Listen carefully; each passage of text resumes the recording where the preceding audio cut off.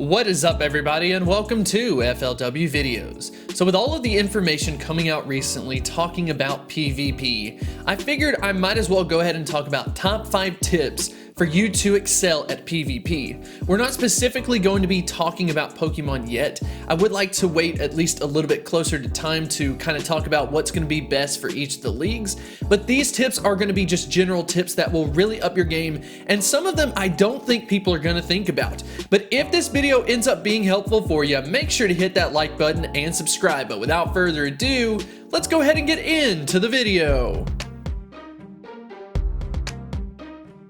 So the first tip that I want to give is in relation to legacy moves. Legacy moves are going to be so important in PvP. Now here's why. If you haven't heard about the news, we are going to actually have access to 2 charge moves. We are going to have to pay a price via Stardust and Candy to have access to the second charge move, but we will also be able to use that in raid battles as well as gym battles. So keep in mind it will be an investment just to open up some diversity for your player. So basically when we are talking about legacy move Pokemon, why would that be such a big advantage? Well, go ahead and check this out. We're actually going to use Mewtwo as an example. So just imagine that you have a Mewtwo with Shadow Ball. As we all know, Shadow Ball is currently a legacy move. So what this means is that Mewtwo will have Shadow Ball as its first charge move, but if you open up the second charge move option, that means that its entire move pool will be open to you. While on the flip side, imagine if you have a Mewtwo that doesn't have Shadow Ball. As far as the second move is concerned, it will just pull within the current move pool available, and it will not include Shadow Ball. So Shadow Ball Mewtwo's can gain access to all of the new moves, and then all of the new move Pokemon don't have access to Shadow Ball. So this means that players with legacy move Pokemon are going to have a major leg up because their move pools get extended outward. If you go ahead and add on to that having a legacy move that's actually a very good move, for example like Shadow Ball Mewtwo, all of a sudden you can have a Shadow Ball Mewtwo, open up that second move, get yourself an Ice Beam, you've got some incredible coverage, just general DPS with Shadow Ball, and then on the flip side with Ice Beam, if you do go up against some Dragon types, you're easily going to take them down. I do think that this is something that people aren't going to necessarily think about, so it is definitely something to consider. So the second tip kind of stems from the first one, and it's the idea of using Pokemon that have a coverage moveset available. A perfect example of this is Arcanine, but the only difference is that for non-legacy move Pokemon, you can have access to these types of moves at the same time getting yourself some type of stat benefit. So if we pull up Arcanine, imagine that you have the move Wild Charge. If you have it and you open up the second move set, what will then happen in the second move slot is Wild Charge is not available. Instead, it will limit the amount of moves that you can get and making it more likely to get the desirable move that you want. On the flip side, imagine that you don't have Wild Charge. Imagine that you have Fire Blast instead, but you would like that coverage with Wild Charge. If you open up the second move, you can still gain access to Wild Charge, getting yourself that coverage, and it will actually make it much easier to get that move because the move pool will be extended downward, less options available. So you can really control what type of moveset you want to get, which is one of the fortunate benefits in Pokemon Go if you think about it, just because there is such a limited moveset, especially from the charge moves. So the third tip that I want to talk about is in relation to IVs. So many people have been asking the questions, do IVs matter in PvP? They've heard a lot of rumors that they don't. Well, I actually want to provide the clarification for that because this is going to open up so many options to you. In the Master League, IVs will matter. The reason being is because people will definitely be using maxed out Pokemon, the highest IVs possible to just extend the most options available, the highest DPS, the best Pokemon, anything and everything that you can think of. Master League, it's definitely gonna matter.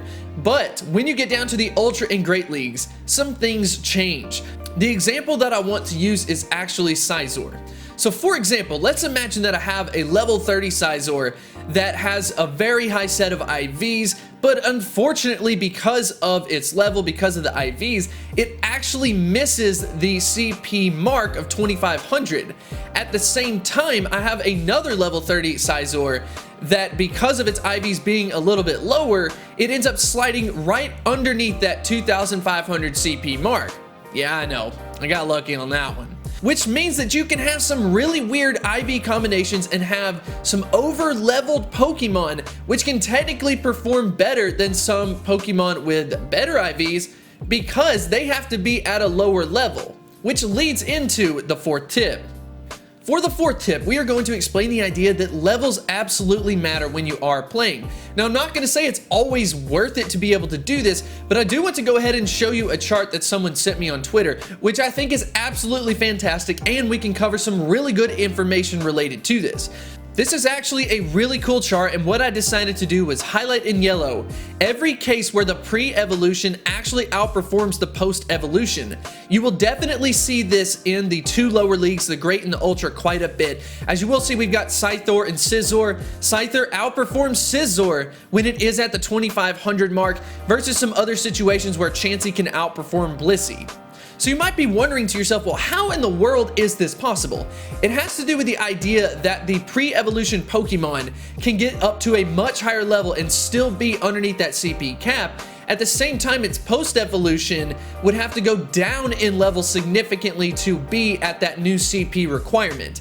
Add along with that potentially new move pools as well, and all of a sudden, leveled Pokemon are going to matter so much more. But like I said, I'm not necessarily saying that you should, for example, power up a Chansey up to level, 35 or whatever to get right below that 1500 CP.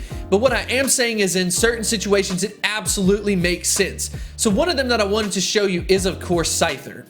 Scyther is interesting because at 96% at level 35, it actually meets that 2500 CP requirement. The reason why I am absolutely wanting to point this out to you is you can catch a level 35 Scyther in the wild if it's weather boosted, which means you don't have to invest any Stardust. And at this point, it could technically outperform Scizor, even though it is the pre-evolution. That's definitely pretty cool. The fifth and final tip that I want to give is in relation to the moveset itself and how many charge bars it actually has. Now, this is something that I initially didn't think that much about, but now that we have more information to let us know that dodging is out of the question, we now have shields, which you will be able to have 2 throughout the entire battle, not just on a per Pokemon battle basis, but the entire battle. So what does that mean?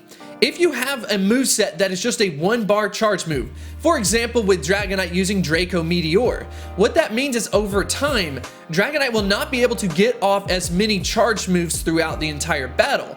At the same time, let's say it gets off 3 in total. Well, if someone uses Shield, then you can block 2 of them and only get hit by 1 of them. At the same time, just imagine if you have a Legacy move Dragonite where you've got Dragon Claw, which is a 3-bar charge move. What's going to end up happening is you could get the equivalent off of like 9 of those versus 3 Draco Meteors, and your opponent can only block 2 of them with a shield, and they can't dodge. So this is kind of a no-brainer to me that we're going to see a lot of Pokemon not tend to use that 1-bar charge move and really settle into the 2 bars or the 3 bars. For example, you got Meteor Mash, Hydro Cannon, Blast Burn. A lot of the Community Day movesets, Outrage even, are going to be great movesets. At the same time though, those 3-bar charge moves are going to be a lot to deal with as long as their actual stats aren't that bad. So yeah, that just about wraps up the video. Of course, when we get closer to it, I'll definitely be coming out with some more strategies, some more guides as well. So I want to go ahead and end on a question of the day. What is your strategy going into PvP? Is there something that you've thought of that you haven't really heard talked about in the community? If there is, definitely let me know in the comments section below. If you did enjoy this type of content, make sure to like and subscribe. But before we end the video, I just want to announce that I am doing a giveaway at this point in time, giving away a hard-shell Nintendo Switch case, as well as getting you a major discount on it if you are just interested in purchasing it for the holiday season. All of that information will be in the description below. But anyways, I hope you did enjoy it, and I will see you next time. Hit me like a tidal wave, triggered by the aftershock. Hit me like a tidal wave, triggered by the aftershock. Oh, oh, oh.